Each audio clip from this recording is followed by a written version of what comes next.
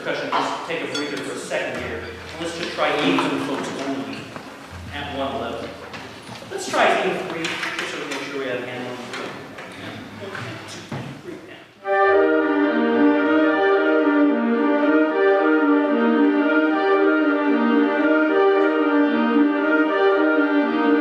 Yeah, that's going to work nicely. We'll just do the reverse of what you would want to do normally in our melodic contour. So instead of crescendoing as you go, you decrescendo as you get higher.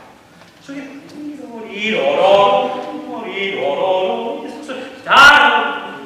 the lower note gets lost a little bit, and we lose the glorious horizontal nature of this when it gets too vertical. Let's try it at this tempo slowly. 1 and 2 and 3.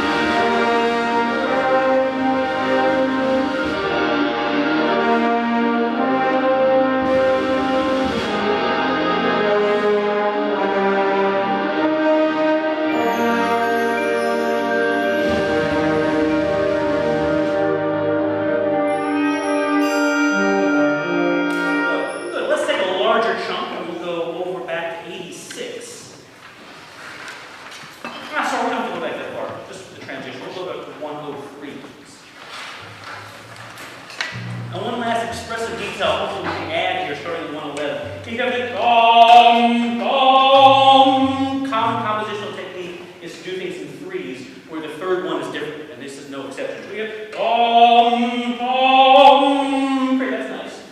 Dom, dom. The third time is an extension, yes. Dee, do, dee, dom. We can crescendo a little more through that third one, so we feel it as, okay, this is different. Otherwise, why would you just want to hear the same thing over and over again? 103, everybody.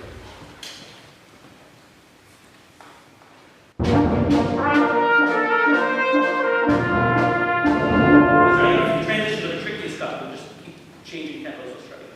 1, 2, beat, beat, beat.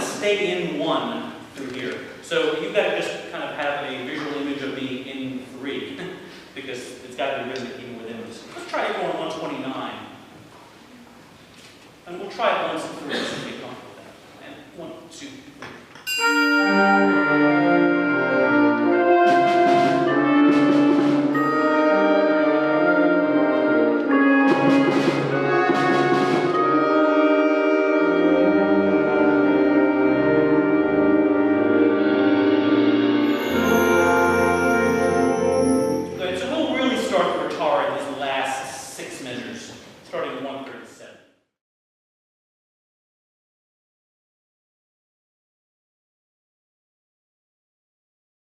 42, please.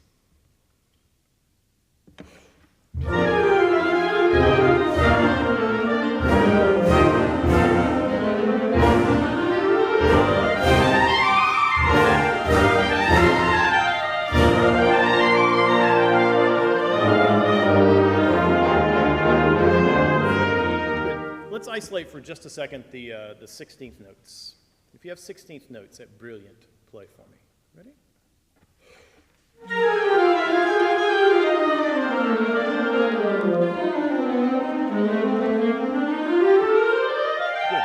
Good. Here right now it's not lining up. There's a couple of different things going on. One is the line actually goes down through the woodwind family and then back up, so there's different people playing it.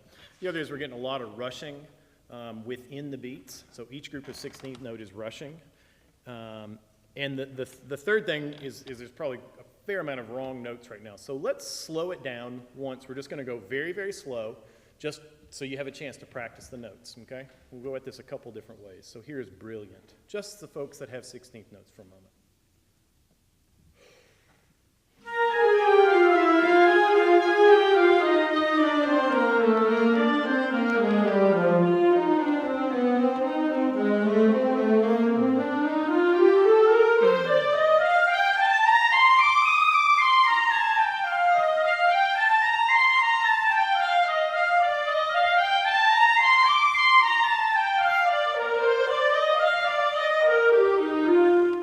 When we play it up to tempo, can we get a little more front on the articulation each time a slur begins? So it's generally going to be 4 notes at a time, but occasionally you'll have 6 notes slurred together. Let's make sure we get the front on wherever your slur begins. That's where we need a pretty heavy articulation there. Okay?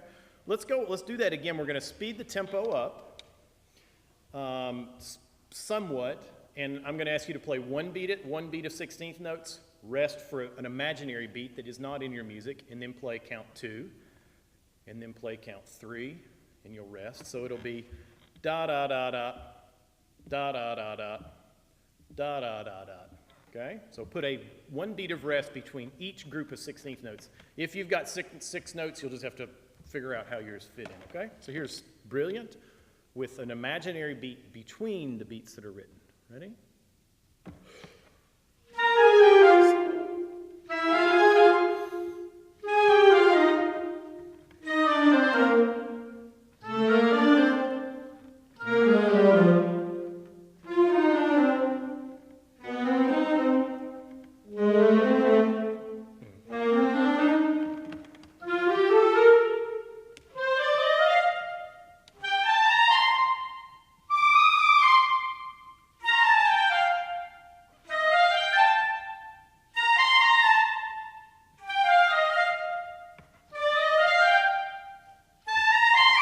Good, good. That's a great way to practice in the process of speeding up a difficult technical passage to speed it up, but instead of putting it all together, give yourself time to process each beat. You can concentrate on one beat of difficult technique, rest for a second, reboot the computer, play the second beat of technique. Gives your brain a chance to process the 4 notes that are coming next. So let's do that one more time. This time I'm going to speed up the tempo quite a bit and get us back close to performance tempo, but you've still got an extra beat to process the information that comes next. Okay? So we'll go this tempo with an extra beat. Ready? 1, ready, and.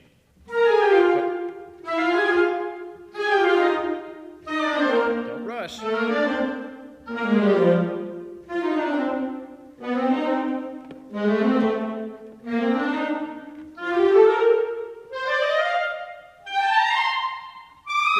This time we're going to play a whole measure, rest for a measure, a whole measure, rest for a measure. Ready?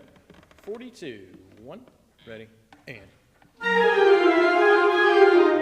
2, 3, second measure. Rest, 2, third measure. Fourth measure.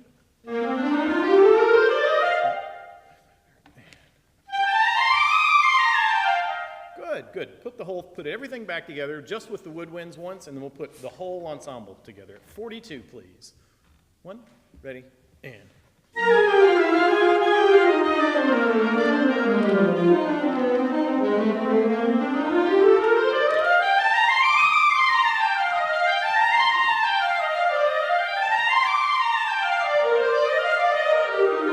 Everybody, 42, 1, ready, and.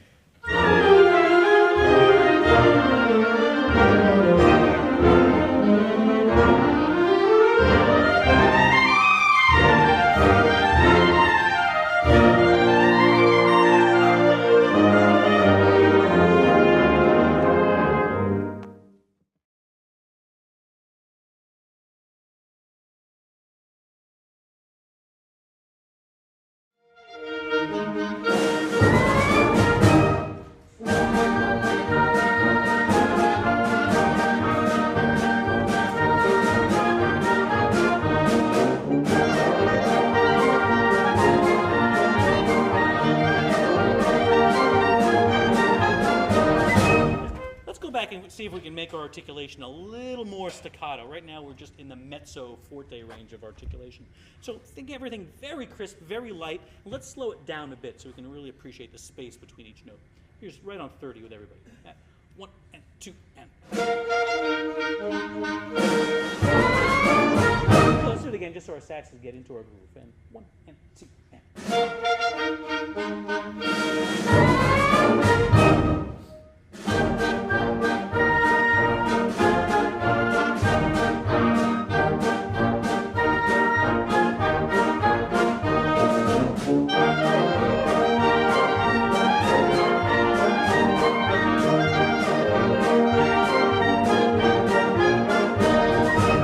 Let's go slightly faster, but think even more staccato.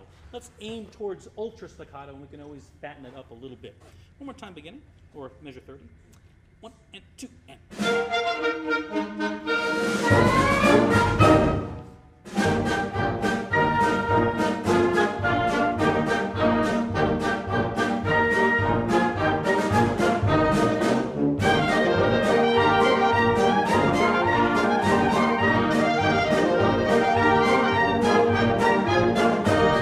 Good, even faster. The faster we go, the lighter you have to think so it doesn't get heavy on us.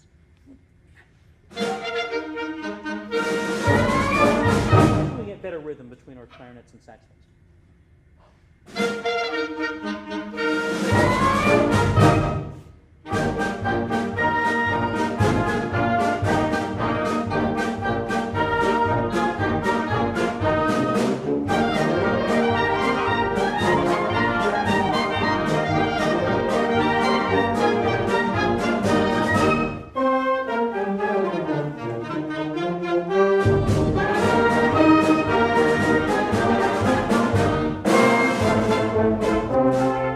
Good. All right.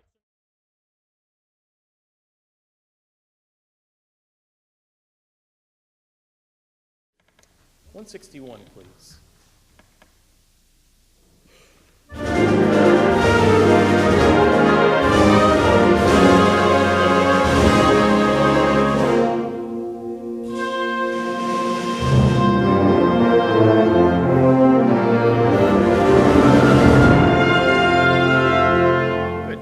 Look at the measure before 169 and pay particular attention to the 16th notes, please. Play that measure if you have 16th notes. 169, 2, 3, and 1. Good. This needs to be a run that is brilliant. It brings it's the transitional measure between the faster tempo and the slower tempo at 169. Can we make sure the beginning of the run is at full volume? All the clarinets and saxophones in the low register need to overcome the registral problems that are associated with this particular example. So play for me. If you have 16th notes, play just count 2, starting on count 2, one note at a time. Ready? One note at a time. Next note. So that much tone has to happen when the notes happen very, very fast, okay? That much tone happens as the notes come very fast. So let's try it a little bit faster. Lots of tone, particularly on the low notes. 2, 3, and 1. Good. Now it's speeding up slightly as we go. And in actuality, this will eventually need to slow down. There's ritardando in this measure. So again, same tempo. Tongue it. Tongue each note. 2, 3, and 1. Yeah, opportunity day, just the 5s, ready, and, again, ready, and, great, do the whole measure, articulated, ready, and 1. Again, more tone, rich sounds with the articulation, okay, ready, and 1. Play it as written, please. Play it as written without the ritardando. Ready?